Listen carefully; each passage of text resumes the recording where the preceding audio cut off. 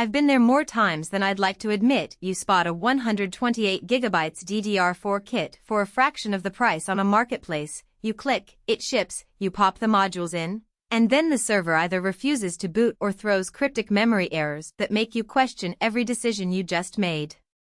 The regret of cheap, unverified memory is real, especially when you're trying to keep a production database or a virtualized lab up and running 24/7.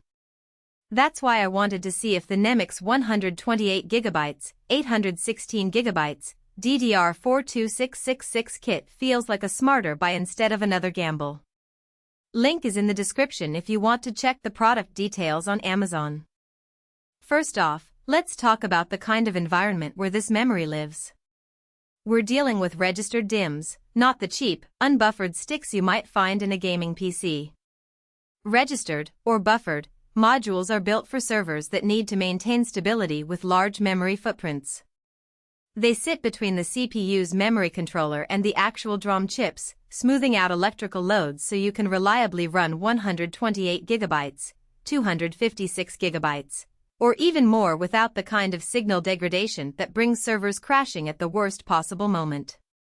If you've ever set up a Dell PowerEdge or an HP ProLiant for a small to medium business, you know the BIOS will reject any non-registered memory outright. That's the first safety net.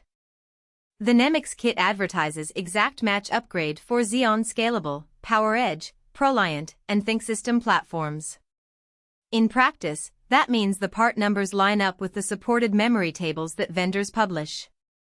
I ran through the compatibility lists for 3 different machines: a Dell PowerEdge R730 running Xeon Silver 4110, an HPE ProLiant DL380 Gen 10 with a Xeon Gold 5218, and a Lenovo ThinkSystem SR650 with a Xeon Bronze 3204. In each case, the firmware accepted the kit on the first try, no BIOS updates needed, no unsupported memory warnings. That's a solid practical win because you avoid the time-consuming back and forth with vendors that sometimes happens when you buy a generic brand. Now, what does registered actually buy you in day-to-day usage? Imagine you're running a virtual machine host that consolidates 10 VMs, each with its own SQL instance, a handful of web services, and a backup agent that writes nightly snapshots. The memory controller is constantly juggling read/write requests, and any slight timing hiccup can cause a cache line to be corrupted. Registered modules have that extra buffer stage, so the electrical load is distributed across the DIMMs chips instead of being slammed directly onto the controller. The result is fewer machine check exceptions and a smoother performance curve under sustained load. In a test I set up on the DL380, I let a stress tool hammer the system with a mix of random reads and writes for 8 hours straight. The server never hit an MCE, the temperatures stayed within spec, and the memory utilization peaked at 95% without any throttling. That's the kind of hidden reliability that most consumer-grade kits simply can't promise. On the flip side, there are trade-offs you have to accept. Registered modules run at a slightly higher latency than unbuffered counterparts because of that extra staging step.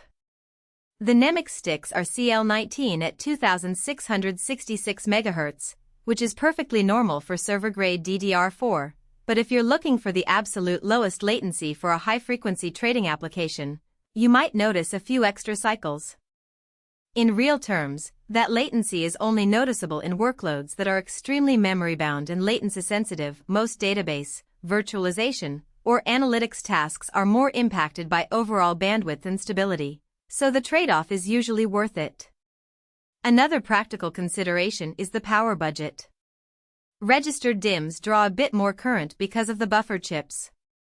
The NEMIX kit lists a 1.2 V operating voltage, which aligns with standard DDR4 specs, but you still want to double-check that your power supply can handle the extra draw, especially if you're already pushing the server's limits with multiple GPUs or high-density storage.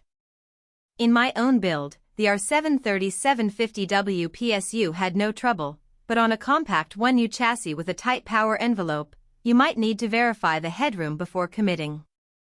Who should actually buy this kit?